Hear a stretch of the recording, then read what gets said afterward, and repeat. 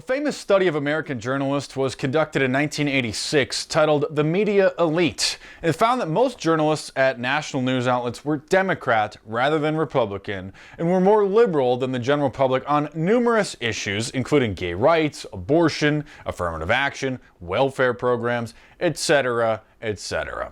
The study was conducted by surveying journalists at major outlets like the New York Times, the Washington Post, the Wall Street Journal, Time Magazine, Newsweek, ABC, CBS, PBS, etc.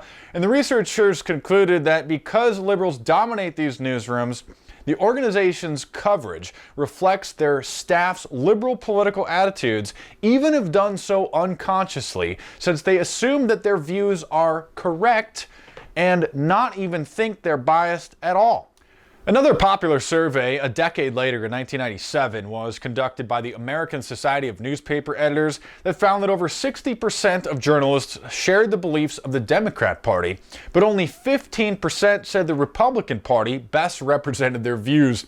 The remaining approximately 25% of those surveyed were undecided or identified as independent. In 2002, a communication studies professor, Jim A. Kuypers at Dartmouth College, published his research on media bias in his book Press, Bias, and Politics, which also confirmed that the American media overwhelmingly favors liberal viewpoints in areas like welfare, gun control, gay rights, environmental issues, etc., etc. A 2005 study conducted by UCLA looked into the bias at news outlets and found a strong liberal bias at all the major news outlets reviewed, except for Fox News Channel's special report and at the Washington Times. The researchers ranked media outlets regarding their stance on issues compared to the average Democrat and average Republican congressperson's voting record.